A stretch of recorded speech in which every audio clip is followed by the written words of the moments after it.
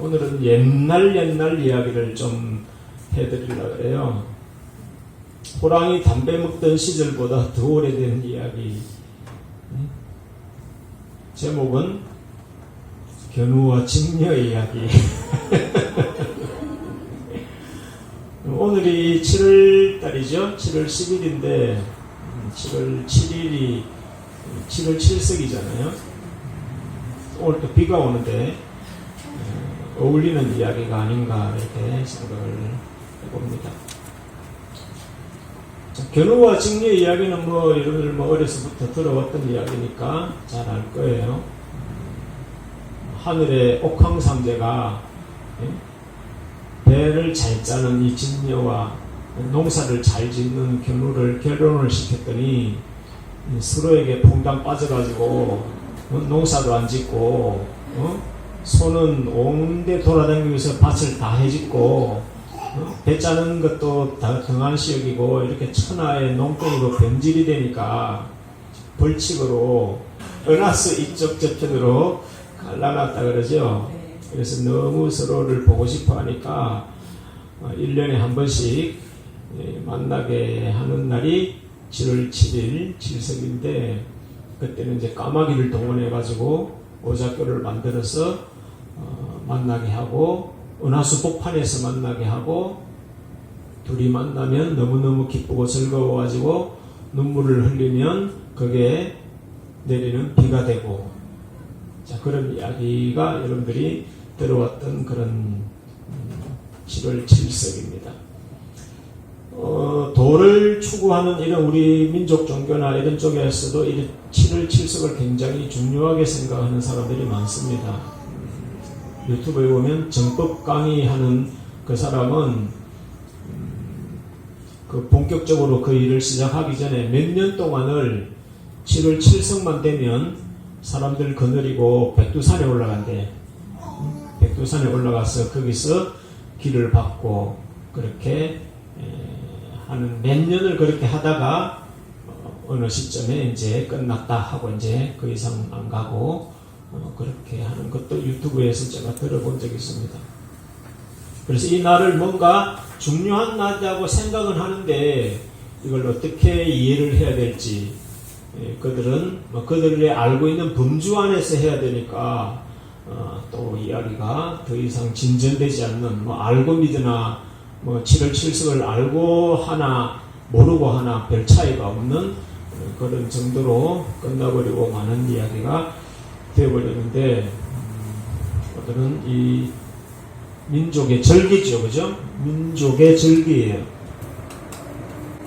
절기라는 것이 우리 민족의 우리 각자 민족마다 일본도 그렇고 중국도 그렇고 각 나라마다 자기들의 축제일이 있잖아요. 절기라고도 하고 축제일이라고도 하고 이제 이렇게 말하는데 우리 민족 같으면 이제 설날부터 시작해서 설날 1월 정월 초하룻날 설날 해가지고 그 다음에 정월 대보름 이렇게 절기가 이어지죠. 3월 삼짓, 5월 단오 이렇게 가서 그 다음에 7월 칠석, 8월 한가위, 그 다음에 동지. 사실은 동지는 양력이거든요. 다른 절기들은 다 음력이야. 정월 대보름도 음력이고 설날도 음력이고 다 음력인데 사실은 동지는 양력으로 하는 거죠. 양력. 하지 동지. 음력으로 하면은 1월달로 넘어가 버려요. 12월 22일이 동지인데 음력이 그렇게 돼버리면 태양의 해가 가장 짧아지는 시간이 동지인데 양력으로 하고 있기 때문에 이건 또 음력 절기가 아니에요.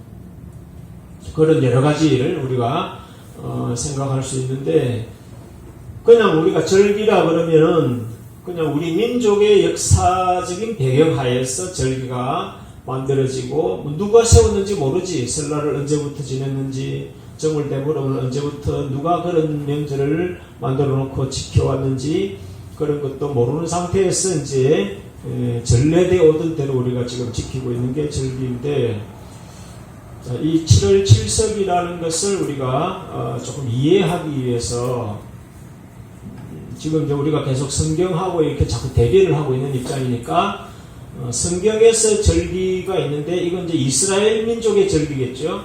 그 이스라엘 민족의 절기가 어떻게 제정이 되었고 그 절기라는 그 속에 어떤 의미가 담겨져 있는지를 우리가 이해를 해보면서 우리 민족이 지켜왔던 이 절기가 어떤 의미가 감추어져 있을까? 그냥 뭐 한가위 되면 뭐 송편이나 먹고 설날이 되면 뭐 떡국이나 한 그릇 더 먹고 한 살 더 먹은 티를 내고 이런 이야기로만 끝내버리고 마는데 이런 절기 속에는 어떤 신적인 암시가 없을까?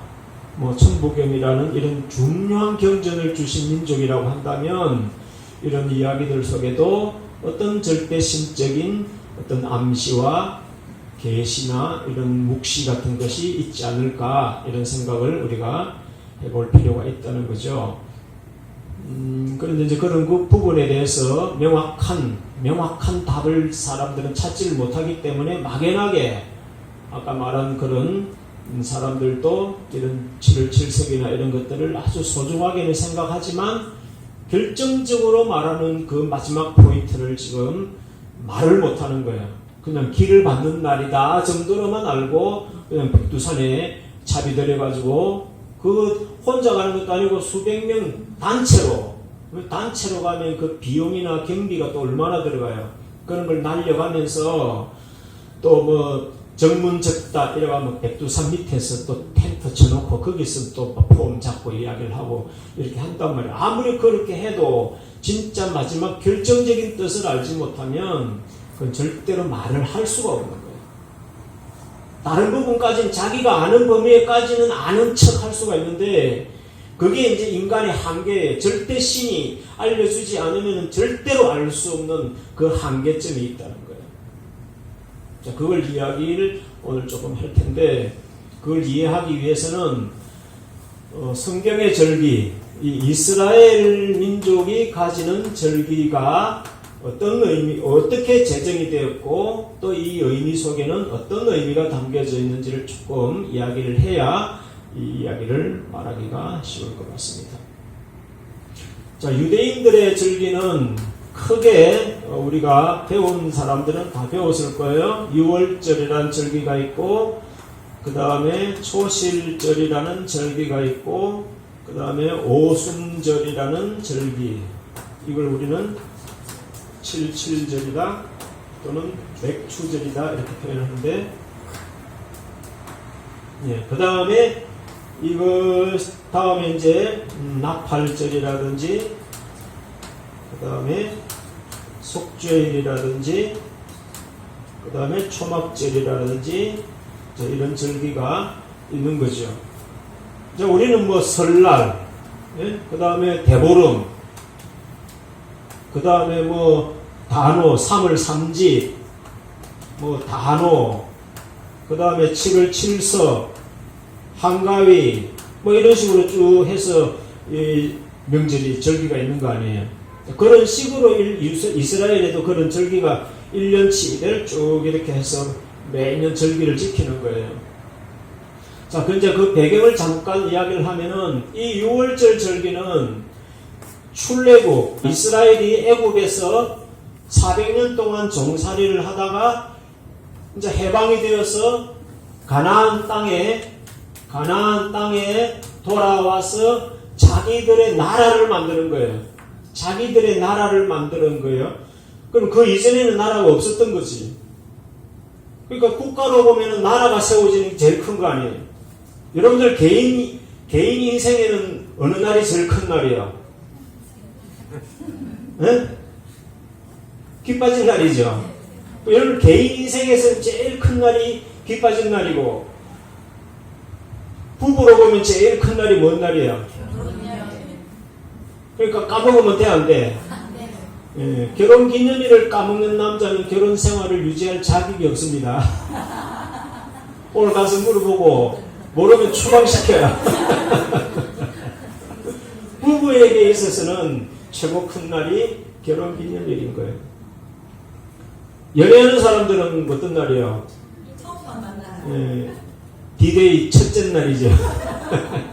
그날부터 뭐 100일, 300일 그러면서 막 날짜 계산을 하던데, 자, 그럼 국가적으로 보면 제일 큰 날이 국가가 세워진 날이죠. 우리나라로 치면 이제 개천절이 있는 거야. 예? 개천절인데, 이것도 참 용어가 묘한 용어예요. 미국 같으면 건국기념일 이런단 말이에요. 건국기념일이다. 이렇게 나라를 세워진 날이다. 이렇게 표현을 하는데, 우리 민족은 하늘이 열린 날이다. 스케일이 다르죠? 하늘이 열린 날이다. 자, 개천절이 이제 우리나라로 보면 이제 제일 큰 날이 되겠죠. 그 날 외에는 이제 또 이제 우리 8.15 광복절 이런 날들이 이제 국가적으로 보면 제일 큰 날이 되겠죠. 그러니까 이스라엘 백성에서 볼 때는 이 6월절은 건국기념일인 거예요. 6월절은 애굽에서 탈출해서 이제 그것도 뭐 400년 동안 종살이 하다가 이제 자유인으로 살아갈 수 있는 계기를 마련한 날이니까 이 날이 얼마나 큰 날이겠어요. 그러니까 이스라엘 민족에게 있어서는 이 6월절이 엄청나게 중요한 날이죠. 그러니까 우리나라 같으면은 이런 절기가 있어도 각 동네 중심으로 하잖아. 동네 중심으로 뭐 설날이라고 하면 뭐 동네 어른들 찾아뵙고 이렇게 인사하고 또 뭐 단오 같으면 동네 잔치단 말이에요. 요새 동네 축제 많잖아요. 그러니까 동네 축제인데 이 이스라엘의 절기는 동네 절기가 아니라 세계에 흩어져 있던 이스라엘 사람들이 전부 다 예루살렘으로 다 모이는 거국적인 행사를 하는 거예요. 글로벌한 행사지.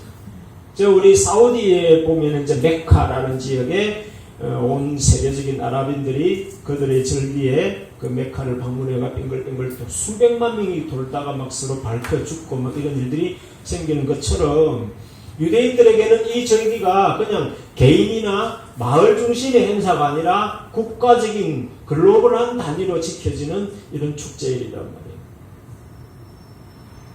자, 이렇게 해서 생겨진 것이 이제 6월절인데, 그 다음에 이제 가나안 땅에 들어갔어. 가나안 땅에 이제 들어갔습니다. 가나안 땅에 들어가서 이제 농사를 지어서 거기서 이제 양식을 만들어 먹는 거죠.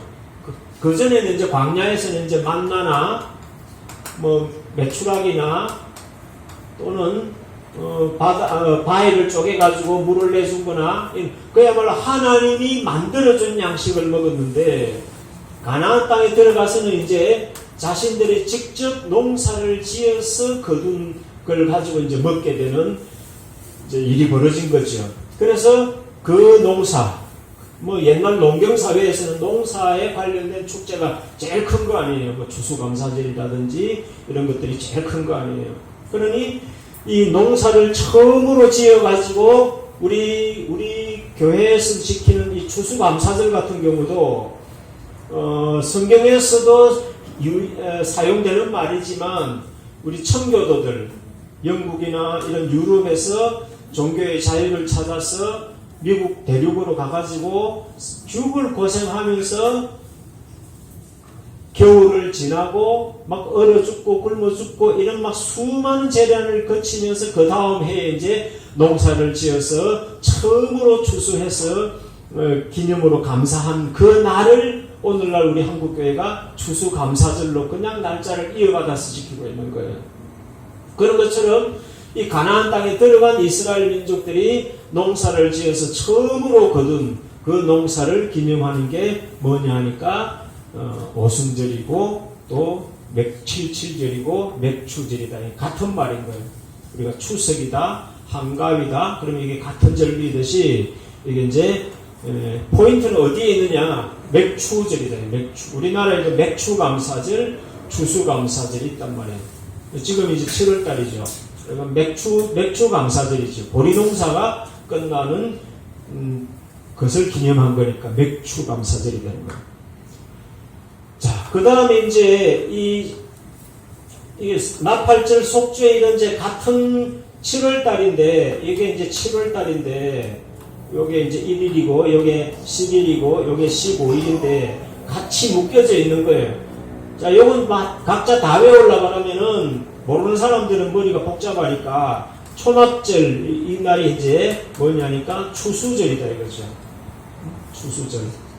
그러니까 보리 농사 지어서 거두었고 추수해서 가을거지해서 잔치를 하니까 그걸 또 하나님께 감사제로 올리는 것이 추수절이었다는 거예요. 그러니까 이 모든 절기가 알고 보면 유대인 나라인 이 가나안의 이스라엘이라는 나라를 만든 것에서부터 모든 절기가 유래가 된 거예요. 그렇죠? 그 이전에는 아무것도 없어서 그 이전에는 애굽에 종살이 할 때는 아무것도 없었고 그 이전에 뭐 아브라함도 뭐 절기를 지키거나 그런 게 아무것도 없었어요. 나라가 세워지면서 이제 국가적인 이게 이제 국가적인 예를 하는 거예요. 누구에게? 신에게. 그래서 우리가 뭐 차례를 지낸다 이렇게 말하는 예를 올리는 거야. 뭐 추석 때나 설날 때 차례를 지낸다. 예를 올리는, 조상한테 예를 올리듯이 하나님께 신에게 이끌어 주었고 농사 지어서 잘 먹고 잘 살게 해줬으니까 그 신에게 예를 올리는 절기다 이거죠. 그러니까 이 모든 절기가 알고 보면 신에 대한 예야. 그럼 우리 민족에게 지켜지던 이런 절기들도 짐작을 해볼 수 있겠죠. 그냥 인간들끼리의 필요에 의해 만들어진 절기이겠느냐, 아니면은 어떤 신적인 연관성에서 이런 절기가 만들어졌겠냐, 이걸 이제 우리가 생각해 볼 필요가 있는 거죠. 그리고 옛날에는 다 재정일치 시대나 이런 시대였기 때문에 신에 대한 의식이 굉장히 중요한 이치였단 말이에요. 그러니까 신과 상관없는 절기는 사실상은 있을 수가 없는 거죠. 오늘날은 이제 신의 개념이 이제 다 퇴색돼 버리니까 이제 인간적인 어떤 문화재 정도로 끝내버리고 말지만, 알고 보면 모든 것의 원인은 신과의 관계에서 유래가 된 것이다 하는 것을 알 수가 있는 것입니다.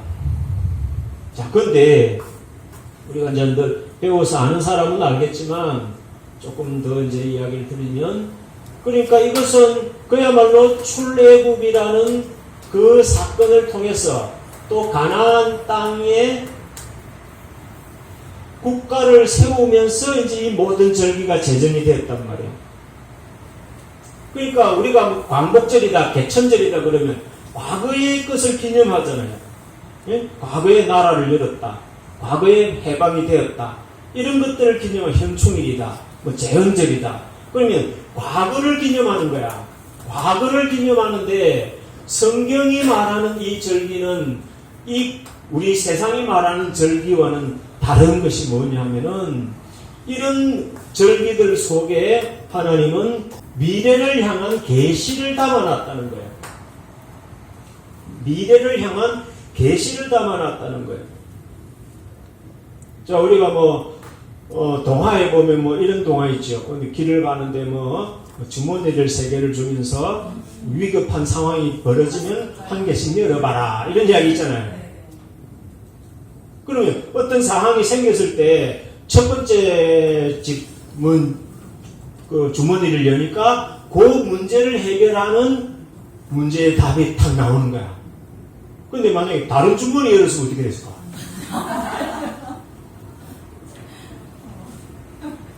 다른 주머니를 열었으면 어떻게 됐을까? 그러면 안 맞는 거지요. 그러면 이 사람이 어느 주머니를 열 건지조차도 그럼 다 운명론적으로 막 정해놓은 거 아닌가? 그렇죠? 가다가 보니까 우리 삼국지에도 보면 그런 게 나와요.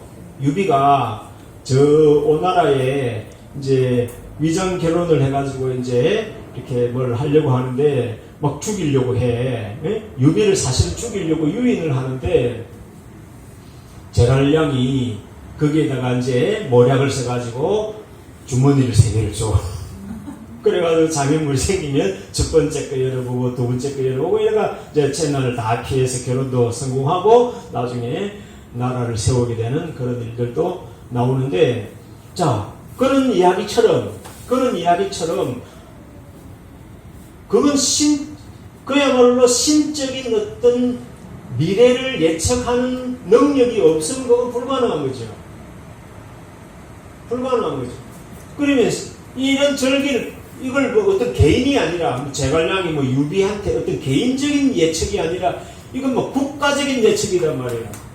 국가적인 예측을 통해서 미래를 예정해놨다. 우리가 이제 모리아산, 이삭을 제물로 바치려고 했던 그 모리아산 사건이 1000년 후에 거기에 다윗이 나라를 세워서 수도로 만들고, 예? 거기에 성전을 세우고, 그렇죠. 그리고 또 1000년 후에 그 자리에 예수님께서 십자가를 지고 죽으시더라. 그러면 이 모리아산에서 이삭을 바치라고 할 때는 하나님이 너무 잔혹한 시험을 하셔. 그래가 막 하나님 모르는 사람들은 구약의 신은 너무 잔혹하잖아. 예? 이렇게 막 비방을 하는데, 하나님은 그런 비방을 감수하면서도 이런 것들을 명령을 하신 이유는 단지 이것을 바치나 안 바치나 시험하는 것이 문제가 아니라 먼 1000년 후, 2000년 후의 일을, 미래를 이 사건 속에 암시를 해놨다, 계시를 해놨다는 거예요. 이게 이제 성경의 위대함이라는 거예요.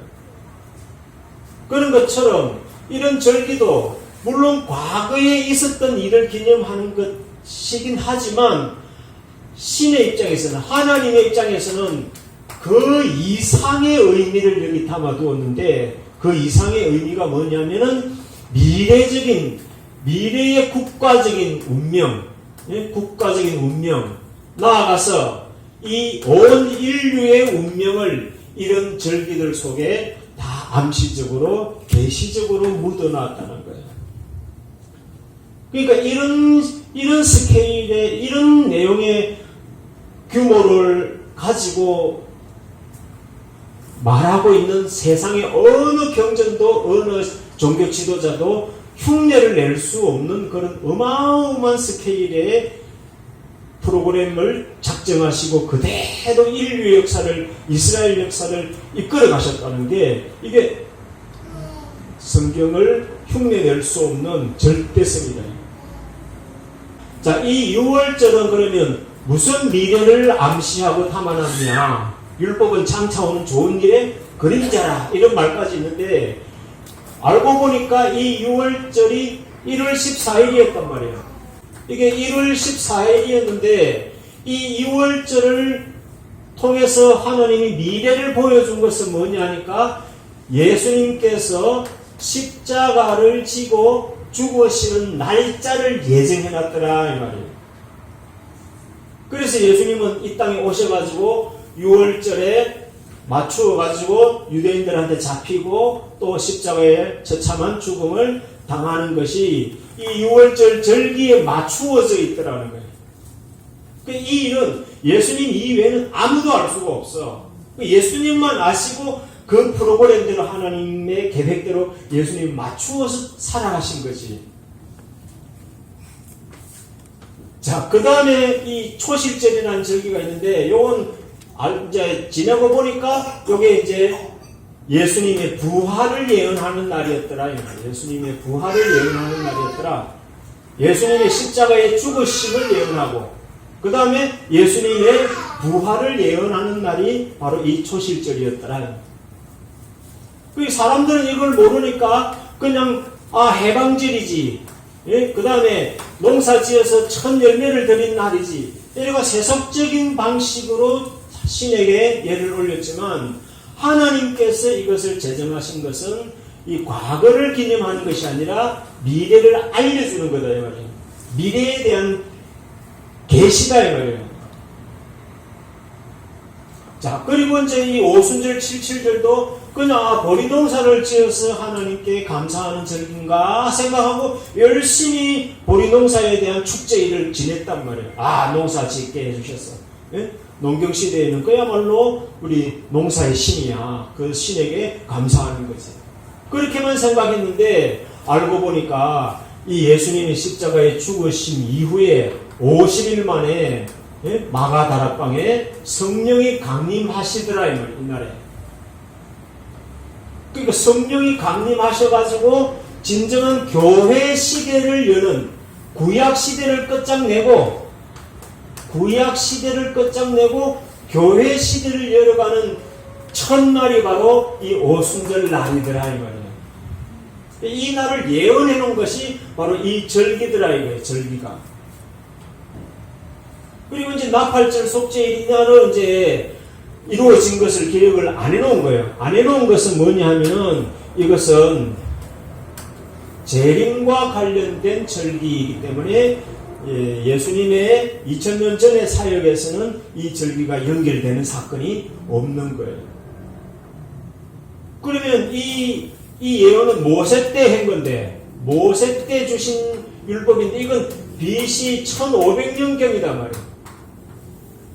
그럼 지금으로부터 3500년 전이고 예수님으로부터는 1500년 전에 예언해 놨다가 1500년 만에 예수님이 오셔서 그걸 다 이루신 거다 말이에요. 그러면 보세요. 자, 왜 예수님이냐 하면은 예수님이 메시아이시고, 메시아라는 말은 온 인류의 구세주단 말이에요. 자, 아까 이야기했죠? 여러분들 개인 일생에 있어서 제일 중요한 날은 뭐라? 생일. 부부에게는 결혼기념일이죠. 국가는 건국기념일이죠. 그러면 온 인류를 놓고 봤을 때 제일 중요한 날이 뭐냐 이거죠. 메시아에 관한 이야기죠. 온 인류의 운명을 지고 흔들 그 메시아가 이 땅에 옴으로 해서 인류 역사의 흐름이 바뀌어버리는 거예요. 인류 역사의 흐름이 이 예수님을 통해서 바뀌어져 버리니까 인류 역사 전체로 볼 때는 이 메시아가 이 땅에 오는 날이 가장 중요한 날인 거예요. 그런 중요한 날이 신에게 있어서 그렇게 중요한 날을 우리 인간에게 암시를 안 해줬겠냐 이거예요. 깊이 들으셔야 돼요. 그런 중요한 존재라면 물론 볼품없이 십자가에서 초라하게 죽은 것처럼 보이지만 하나님에게는 예수를 통하여서 인류 역사의 흐름을 바꿔버렸다. BC와 AD라는 것으로 시대적인 흐름을 바꿔버렸다. 물론 의미적으로도 바뀌고 다 바뀌었지요. 다 바뀌었는데 뭐 그것은 이제 우리 신앙을 가진 사람은 다 이해를 할 수 있겠지요. 그러니 이 메시아가 이 땅에 오시는 날을 신이 왜 인간들에게 안 알려줬겠냐 이거죠. 과거를 기념하는 것은 누구나 할 수 있는 겁니다. 뭐 강감찬 장군이 무슨 일을 벌였고 뭐 얼지문덕이 무슨 일을 지금도 뭐 우리 무당세계에 가면 최영 장군을 믿는 신,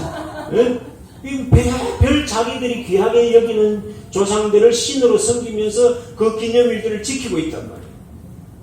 과거를 기념하는 건 어느 귀신도 다 하고 어느 종교도 다 할 수 있느냐.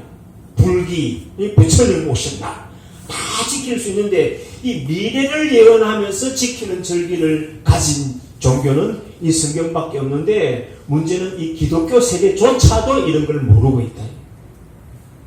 성경 가지고 있으면서도. 그래서 이 성경이 소용이 없는 경전이 되어버린 거예요. 가지고 있으나 뜻을 모르니까 소용이 없는 경전이 되어버린 거예요. 자, 그러면 우리가 이제 뭐 천부경이니 동양사상의 이쪽에서는 이제 뭐 미륵이니 또는 뭐 정도령이니 뭐 여러 가지 또 메시아니 이런 이야기를 다 하면서 기다리고 있는 이 인류의 구세주가 기다리고 있단 말이에요. 그러면 만약에 이런 것이 신적인 설계에 의해서 진행이 되고 있다면 이러한 중요한 날이, 이런 중요한 사람이 온 인류 역사를 좌우할 주인공이 이 땅에 올 것에 대해서 암시를 안 해놨겠냐. 허경영이도 이거 못 풀어냅니다. 뭐 정법 강이고 뭐 홍익 학당이고 아무도 이걸 못 풀어내요. 7월 7석의 의미를, 이런 절기들의 의미를 못 풀어냅니다. 저 홍익 학당 그 사람은 성경 강의를 더 많이 해요. 요새는 뭐 계시록 강해, 요한복음 강해, 히브리스 강해, 그러면 성경 강의를 더 많이 해요. 온갖 동서양의 경전을 다 공부해가지고 그 관점으로 성경을 다 해석해놨어요. 어떤 것은 일반 신학교 목사들보다 더 깊이 있는 해석을 해놓은 것도 많습니다. 그럼에도 불구하고 이것을 풀어내지를 못하고 있는 거예요. 못 풀어냅니다. 최초로 내가 풀어내는 겁니다. 최초로 풀어내는 거예요. 자, 그러면 2000년 전에 오신 메시아가 두 번을 오게 작정을 해놨다는 거예요. 메시아가 두 번을 오게 작정을 했는데 사실은 세 번이야. 사실은 세 번이야. 첫 번째가 누구냐? 아담 때 아담으로 왔단 말이야. 응?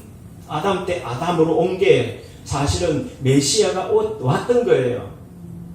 그 다음에 그게 실패하니까 예수님으로 오신 거고, 이제 마지막 3세판째 이제 등극할 날이 기다리고 있는 것입니다. 그러면 아담보다 예수님이 100배 중요하죠. 그럼 예수님보다 이 마지막 때 메시아가 또 더 중요하겠지요. 뭘 예수님보다 더 크다 낫다 이 말이 아니라, 보세요. 성부 하나님은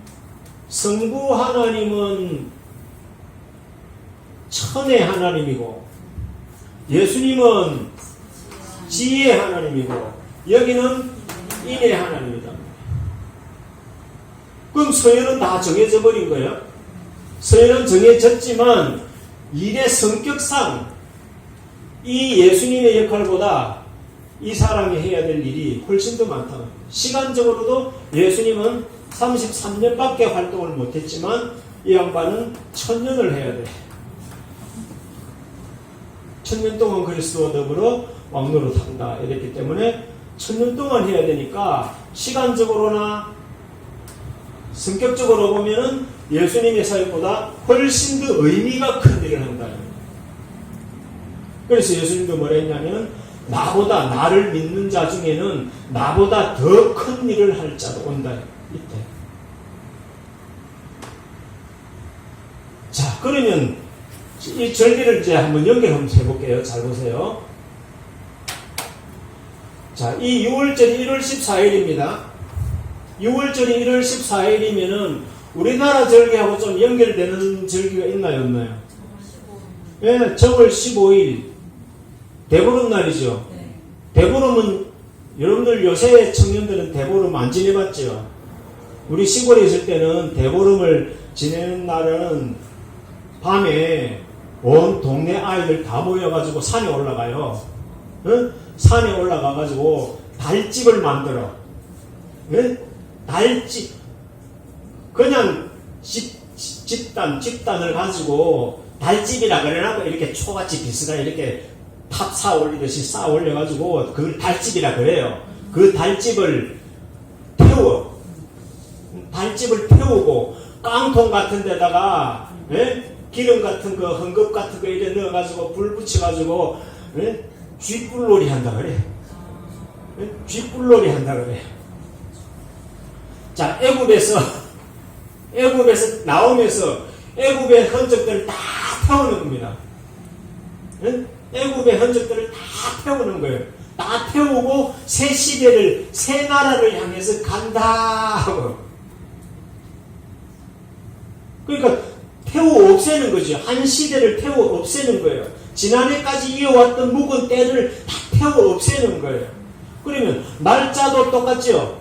정월 대보름하고 날짜도 똑같지요. 그리고 지키는 의미도 알고 보면 비슷한 면이 보이지요. 자, 이것이 6월절과 이렇게 연결이 되는데, 그 다음에 이 오순절은 뭐냐면은 여기서부터 50일이 넘어가는 거예요. 야, 그러면 1월 14일에서 50일 넘어가면 3월 초야. 3월 초면 뭐하고 연결돼요? 3월 삼지하고 연결되죠. 자, 이렇게 연결이 되는 것이 늘 성경하고 우리 민족하고는 비슷한 게 많다 그랬습니다. 보세요. 절기도 똑같이 날짜의 흐름도 같은 날짜의 흐름으로 가고 있는 거예요. 자, 그 다음에 이 나팔절 속죄일, 이날은 속죄일은 7월 10일이고 요건 7월 1일이고 요건 7월 15일인데 다요 7월달 안에 온팡 모여있죠. 여기는 막 2달, 3달 걸쳐가지고 있는데 요것은 7월달에 다 온팡 모여있는 거예요. 그럼 이 절기와 우리나라 절기와 연결시켜보면 뭘까요? 7월 7일 칠석이죠. 그 칠석은 뭐 하는 날이에요? 견우직녀가 만나는 날이죠. 그러면 여기서 속죄일이 뭐 하는 날이냐니까 아론이 처음으로 지성소로 들어가는 날이야. 하나님을 만나러 올라가는 1년에 단 하루 있는 그 날이 7월 11일이더라 이거예요. 그 준비는 이제 7월 1일부터 하지, 나팔절부터. 그래 7월 10일 날 속죄일 날은 하나님을 만나는 날인 거예요. 하나님이 내려오셔서 만나겠지. 네? 우리가 구름으로 올라가지는 못하니까 하나님이 내려오셔서 만나는 거죠. 그리고 여기는 7월 7일이야. 견우와 직녀가 만나는 건데 성경에서는 신랑 대신 예수님 이러죠. 예수님을 뭐라 그래? 신랑 대신 예수님 이렇게 말하는 거예요. 교회는 뭐라 그래? 신부라 그러죠. 그 신랑과 신부가 만나는 날이 며칠 날이라고? 7월 10일이고 7월 7석이다. 그러니까 우리나라 풍습하고 성경 풍습하고 딱 매치를 시키면 이 7월 행사를 남북 공동 8.15 행사를 하는 것보다 이 절기 행사를 유대인하고 우리하고 같이 하면 되는 거야. 의미가 같은 거예요. 신랑 대신 예수님을 만나는 그런 절기이고 또 하나님을 만나는 절기이기 때문에 똑같이 이렇게 하면 되는 거예요. 자, 그러면 이 7월 7석이라는 절기가 여기 이제 대보름하고는 다 이제 연결시켜서 해결됐죠. 그럼 이 7월 7석이 의미하는 것과 속죄일이 의미하는 것이 같은 걸로 본다면 이 메시아가 이 땅에 출현하는 날이다 이 말이에요. 이 땅에. 자, 예수님이 오셔가 십자가에 죽으시는 날이 6월절이었죠. 예수님 생일은 없어요. 네? 생일보다 더 중요한 게 6월절 죽는 날이니까, 예수님 죽으시는 날이니까 다 여러분들처럼 막 100일 기념, 200일 기념 그거 다 할 수가 없으니까 중요한 거 한 개만 하는 거야. 그래서 예수님 생일보다도 뭐가 중요해요? 죽으심이 더 중요하고 부활이 더 중요하기 때문에 이걸 기념하는 거예요. 그걸 절기에다가 넣어놓은 거예요. 그게 대보름 행사하고 그대로의 의미가 연결이 되는 거예요. 그러면 이것이 예언인 것이 이제 확인이 됐죠. 그러면 이 나팔절 속죄일도 예언일까요? 안 예언일까요? 그러니까 이건 재림에 대한 예언이란 말이에요. 그 재림에 대한 예언인데 우리 민족에는 그런 예언이 없나 하고 보니까 7월 7석날인 거예요. 그럼 성경이 말하는 계시록 12장에 보면 온 천하 만국을 다스리는 남자아이가 하나가 온다 그랬는데 그 아이가 출현하는 날이 예고하는 날은 7월 1일 날 예고하는 날이고 나팔을 불어서 예고하는 날이고 7월 10일 날은 이 세상에 나타나는 날이다 이 말입니다. 자, 이 아담과 하와를 저 유튜브에 보면 강상원 박사라는 사람이 있어요. 그 사람은 의학에 도통한 사람이야. 뭐 중국의 한문부터 시작해서 영어며 뭐 라틴어며 헬라어며 심지어는 저 인도 고대 언어인 산스크리트어라 그래요. 실담어라 그러기도 하고 산스크리트라 그래요. 그 산스크리트어하고 우리 한국어하고 지난 시간에 영어하고 우리하고 비슷한 거 보였죠. 그런 식으로 쭉 우리 한민족이 썼던 옛날 사투리 용어가 그 산스크리트어의 사전에 그대로 있는 거야. 그러니까 그 사람이 하는 이야기, 여러분 궁금하면 찾아보세요.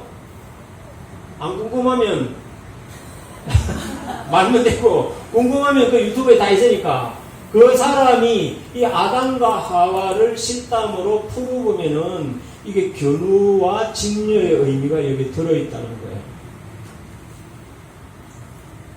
왜 직녀냐 이거지. 왜 직녀냐 이거. 견우고 왜 직녀냐 이거예요. 이거 소지요. 지난 시간에 소띠 이야기했죠. 처음부터 소로 이야기가 이어져요. 소로. 저 절에도 가면 시부도라는 게 있어요. 예? 절에 가면 그림 많지요. 그 그림들 보면 막 만화처럼 이렇게 토막토막 연결을 해놔가지고 열토막으로 소에 대한 그림을 쫙 만화처럼 이어놨어요. 거기 보면 이제 처음에는 어떤 스님이 이렇게 소를 찾으러 댕겨.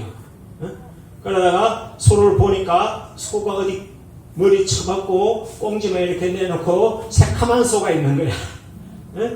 그 다음 그림에 보면 그 소를 땡겨가지고 꼴을 이렇게 조금씩 먹이니까 요 코끝이부터 하얘져. 코끝이부터 하얘져가지고 또 계속 꼴을 먹이니까 점점 하얘져가지고 이 소가 흰 소가 되는 거예요. 여러분 큰 절에 가면 그런 그림들이 있는 데가 많이 있어요. 그리고 다 하얗게 되고 나니까 그 애기 동자가 그 소를 타고 피리를 이렇게 불면서 하늘로 성천하는 모습이 시부도라 그래요. 10개의 소에 대한 그림이다. 그래서 이 도를 이야기하는 사람들은 소울음 소리를 굉장히 신성시하는 거야. 그래서 인도에서도 소를 숭상하죠.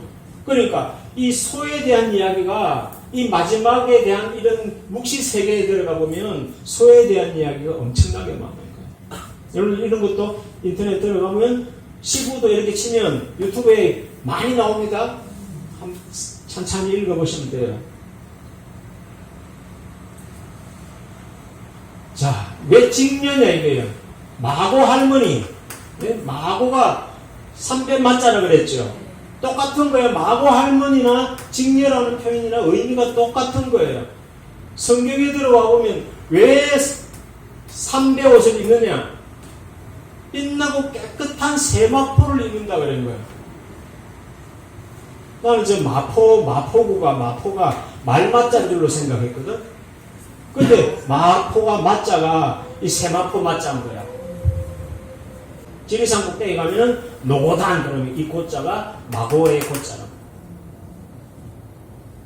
그러니까 전설처럼 역사처럼 이런 이야기들 속에 다 배어져 있는 것인데 그런 이야기가 알고 보면은 우리 민족에게 신이 내려준 계시다 이 말이에요. 신이 내려준 계시다. 이런 계시 속에 우리 민족의 미래가 다 예측이 되어 있는 거예요. 그러니까 창조주 입장에서는 우리 민족이며 이 이스라엘 민족이 흘러갔던 그 프로그램이 이미 성경 속에 이런 절기들 속에 달력처럼 짜여져 있는 거예요. 달력처럼. 저 이스라엘이 나라를 찾은 것도 1948년 우리가 해방될 때 같이 나라를 세웠거든요. 저기 다수 비하인드 스토리가 있어요. 성경적인 이 역사 속에 예언이 담겨져 있는데 그 담겨져 있는 예언이 그대로 이 이스라엘 건국에도 반영이 되어 있습니다. 아직 그런 건 여러분들한테도 이야기 안 해줬어요.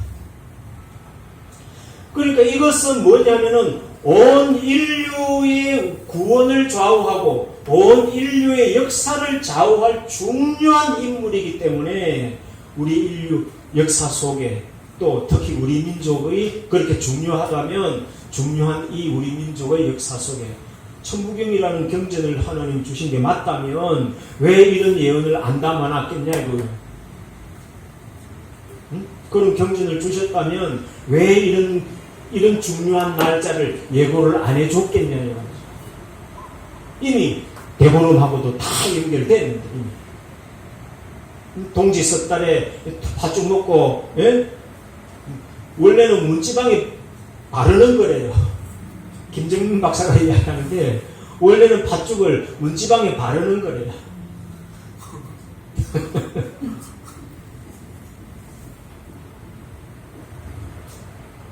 자, 그런 중요한 의미들이 모르는 사람은 그냥 흘러내려가죠.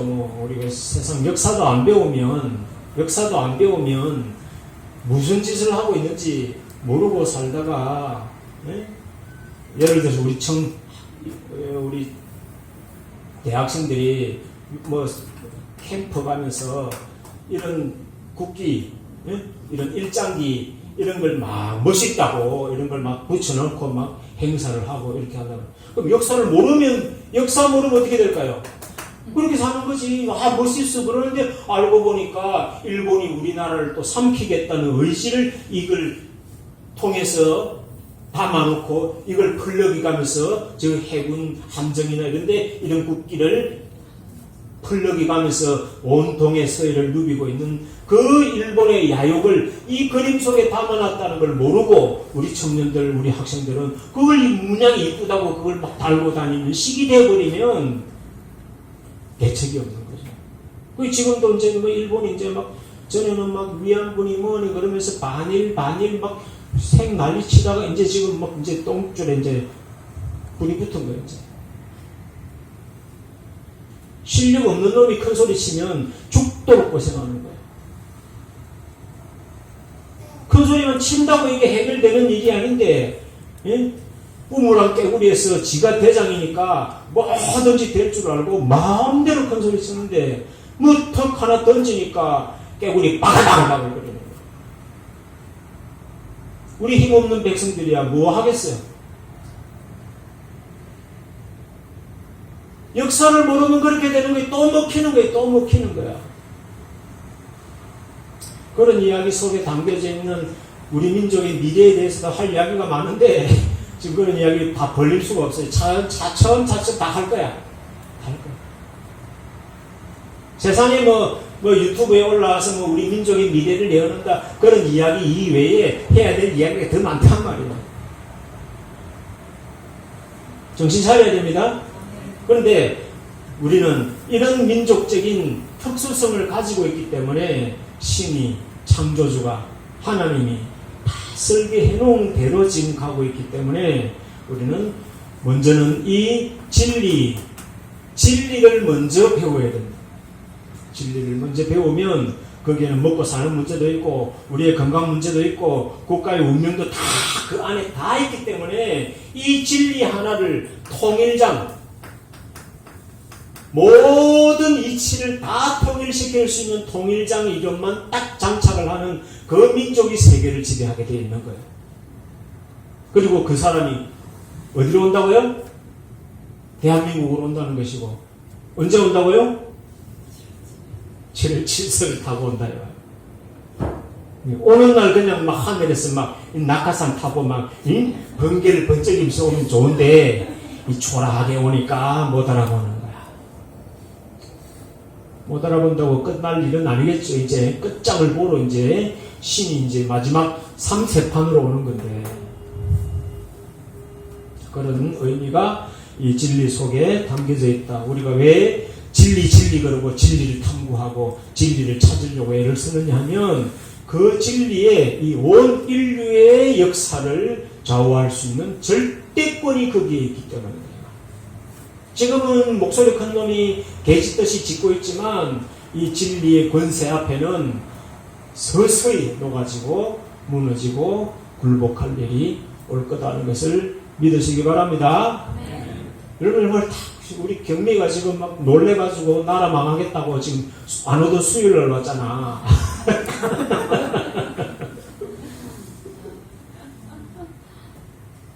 이제 내 말 듣고 준비하면 된단 말이야. 걱정하지 말고 진리부터 먼저 무장하고 그 진리에 입각한 우리의 심성을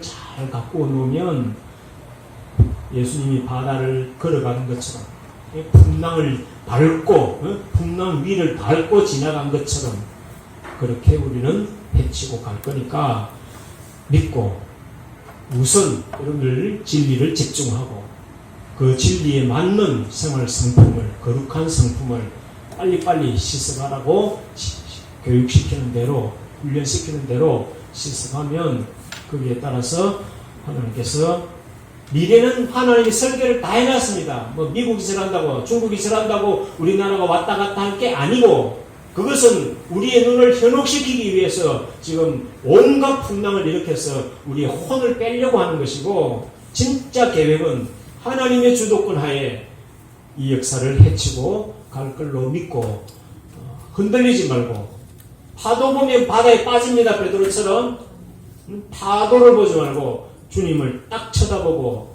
유유히 가면 그 파도도 오히려 파도를 타는 스릴을 느끼면서 목적지로 도착할 날이 있을 줄로 믿습니다. 네. 오늘은 여기까지로 하겠습니다.